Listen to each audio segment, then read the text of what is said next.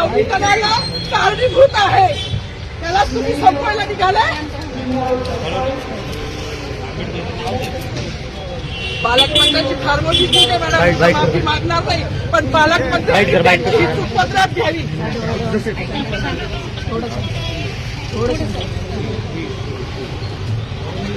मला मीडियाशी घेणं नाही मॅडम, मला सस्पेंड केलं, मी मालूचे गाड्या उपसी, मी माफी काम करीन, पण बाबासाहेबांची ओळख पुसून येणार नाही. मला सस्पेंड करायचं करू शकता मॅडम. बाबासाहेबाला संपवायचं काम करायचं नाही. 26 जानेवारी 15 ऑगस्ट मध्ये मी नाही मानत, पण लोकशाही मॅडम तुम्ही सुद्धा संविधानामुळे आहात, पालकमंत्री सुद्धा पालकमंत्री संविधानामुळे आहे. कोणताही जाती नाही, सगळी समानता त्यांनी दिली आहे. बाबासाहेबांचं नाव आता तरी भाषणात येईल, मग तरी भाषणात येईल. ज्या लोक संविधानाला लोकशाहीला कारणीभूत केली त्यांची नावं वारंवार घेतली गेली. मग जो संविधानाला कारणीभूत आहे तो प्रजासत्ताक दिनाचा जो मानकरी आहे त्याचं नाव भाषणात का नाही. सगळ्यात प्रथम तर सगळ्यांना जय शिवराय, जय ज्योतिबा आणि जय भीम सगळ्यांना आणि जय संविधान. काय बोलावं मला काही समजत नाहीये, पण आज संविधान दिवस आहे हे सगळ्यांना माहिती आहे. कुठल्या पण महापुरुषाने कुठल्या विशिष्ट जातीसाठी काम नाही केले आणि त्याच्यामध्ये स्त्रियांसाठी ज्यांनी काम केले ते माझ्यासाठी पुनर्जन्म देणारं व्यक्तिमत्व आहे. मग ते महात्मा फुले तर आहेच ज्यांनी शिक्षण दिलं, त्यानंतर रघुनाथ कर्वे ज्यांनी संतती नियम देऊन स्त्रियांचं आयुष्य सुकर केलं, आणि तिसरे म्हणजे जे कायमच ज्यांना पिढ्यानपिढ्या त्यांचं ऋण फिटणार नाही असे डॉक्टर बाबासाहेब आंबेडकर, ज्यांनी हिंदू कोड बिल, म्हणजे आज मला शोकांतिका आहे की मी जेव्हा जय भीमचा नारा लावला तेव्हा मला पोलीस स्टेशनला घेऊन येणारी जी महिला होती तिला पण म्हटलं, बाई आज तुझी वर्दी घालून मला घेऊन चालली ना पोलीस स्टेशनला, हे पण त्या बाबासाहेबांची कृपा आहे बरं तुझ्यावर. मला हसायला आलं, मी अजूनही आनंदी आहे, मला काही वाईट वाटत नाहीये. माझी नोकरी, माझं प्रमोशन मला काहीच कळत नाही, कारण माझ्या बाबासाहेबांनी हिंदू कोड बिलाचा जो राजीनामा दिला होता तो माझ्यासारख्या महिलांसाठी दिला होता. त्यांना माहिती होतं का भविष्यात माधवी जाधव जन्माला येणार आहे नाशिकमध्ये आणि ती माझ्या अस्तित्वासाठी लढणार आहे, नव्हतं माहिती. पण आमचं अस्तित्व निर्माण व्हावं, आज ज्या बसल्या आहेत ना तिकडे मंत्रिमंडळात डोक्यावर पदर घेऊन निवडणुकीपुरत्या, त्या पण बाबासाहेबांच्या जीवावर बसल्या आहेत. नाही तर विशिष्ट जातीने तेच काम करायचं असं लिहून ठेवलं होतं. चूल आणि मूल याच्या पलीकडे ह्यांच्या संविधानानुसार कुठला वाव स्त्रीला नव्हता. आणि ज्या संविधानाने आज मला ही ताकद दिली आहे त्या बाबाला जेव्हा हे संपवायला जात आहे तेव्हा त्यांची ही लेख तेवढ्याच निडरतेने उभी राहिली आणि ह्याचा मला खूप अभिमान आहे. जास्त काही बोलणार नाही. गिरीश महाजनांनी जो बाबासाहेबांचा अपमान केला आहे तो भरून निघण्यासारखा नाही. म्हणजे त्यांच्या दृष्टिकोनातून पाप धुवायला आता कुंभमेळा येतोय, तिथे जरी त्यांनी नदीत आंघोळ केली तरी तो धुतला जाणार नाही, इतकं मोठं पाप त्यांनी केलेलं आहे. त्यांचं पाप जेव्हा संविधानाच्याच मार्गाने त्यांच्यावर ॲट्रॉसिटी दाखल होईल ना तेव्हाच ते धुतलं जाईल. एवढीच माझी मागणी की त्यांच्यावर ॲट्रॉसिटी दाखल करावी, अन्यथा ह्याच ठिकाणी मी उपोषण चालू करणार आहे. केलंच आहे असं समजा, जोपर्यंत त्यांच्यावर ॲट्रॉसिटी दाखल होत नाही. बाकी मला काही म्हणायचं नाही. पुन्हा एकदा जय भीम. डॉक्टर बाबासाहेब आंबेडकरांचा, डॉक्टर बाबासाहेब आंबेडकरांचा, भारतीय गिरीश महाजन मुर्दाबाद, संविधान जिंदाबाद, लोकशाही जिंदाबाद, हिटलरशाही मुर्दाबाद. आज संविधान दिन आहे 26 जानेवारी. सगळ्यांना जय शिवराय, जय भीम, जय संविधान, जय सम्राट अशोका.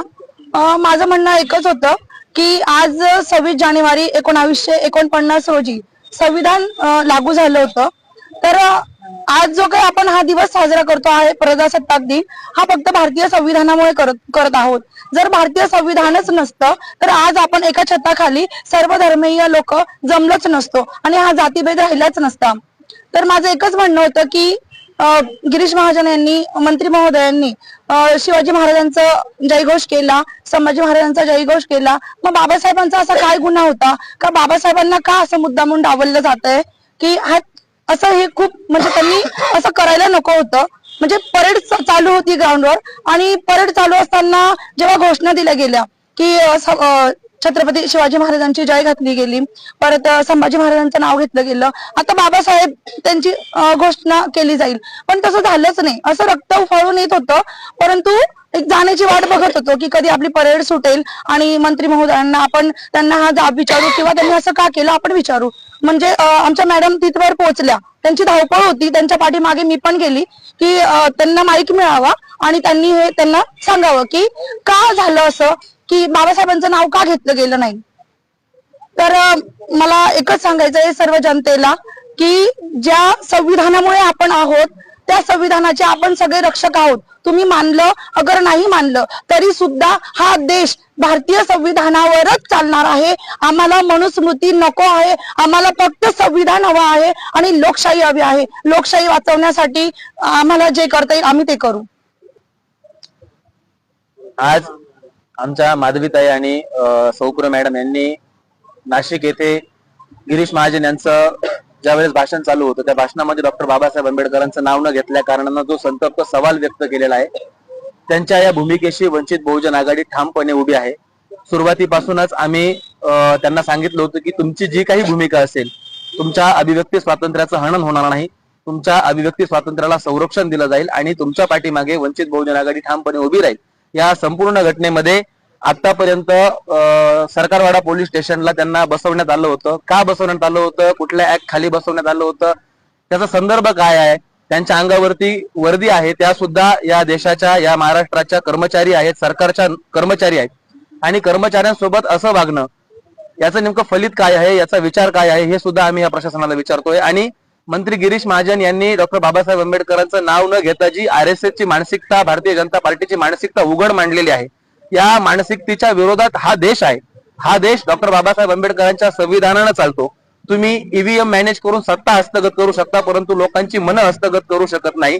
आणि हा रोष तुम्हाला रस्त्यावरती, हा रोष तुम्हाला आंदोलनात, हा रोष तुम्हाला तुमच्या भाषणांच्या वेळी असाच दिसला जाईल. आणि गिरीश महाजन यांना ओपन चॅलेंज आहे, तुम्ही नाशिकचे पालकमंत्री नाही आहात, तुम्ही त्या आविर्भावामध्ये राहू नका. तुम्ही कुंभमेळा मंत्री आहात, तुम्ही बिनमुलाय मेहमान आहात. तुम्ही नाशिकमध्ये वृक्षतोड केली, नाशिककरांनी सहन करायचा प्रयत्न केला. तुम्ही नाशिकचे हाल जळगाव सारखे करायचे प्रयत्न केले, नाशिककरांनी सहन करायचा प्रयत्न केला. परंतु आता नाशिककर तुमच्या या महाचुकीला, घोड चुकीला विसरणार नाही आहेत. तुम्ही डॉक्टर बाबासाहेब आंबेडकरांचा अपमान केलेला आहे. गिरीश महाजन, तुम्ही नाशिक सोडून परत जळगावला जा. आम्हाला दुसरा कुंभमेळा मंत्री द्या. गिरीश महाजन यांनी या मंत्रिपदाचा राजीनामा दिला पाहिजे. आणि आम्ही नाशिक जिल्हा कायद्याचा बाल्यकिल्ला म्हणणाऱ्या संदीप कर्णिक साहेबांनाही आव्हान करतो की तुम्ही कोणत्याही गृहमंत्र्याच्या दबावाखाली नाही येता, मंत्रिमंडळाच्या दबावाखाली नाही येता. हा तमाम दलितांचा, तमाम आंबेडकरी प्रेमींचा अपमान आहे. या अपमानाच्या ऍक्ट नुसार तुम्ही अनुसूचित जाती जमाती प्रतिबंध कायद्याच्या अनुसार गिरीश महाजनवरती गुन्हा दाखल केला पाहिजे. आणि हीच मागणी या दोन्ही कर्मचाऱ्यांची आहे आणि या मागणीला वंचित बहुजन आघाडीचा पूर्णपणे पाठिंबा आहे. जर सरकारी कर्मचारी म्हणून त्यांच्यावरती कुठल्याही प्रकारचा दबाव आणण्याचा प्रयत्न केला तर आम्ही हे प्रकरण सरळ सरळ आदरणीय बाळासाहेब आंबेडकर यांच्या कोर्टामध्ये नेऊ आणि तिथून आम्ही न्याय मिळवून आणू. धन्यवाद.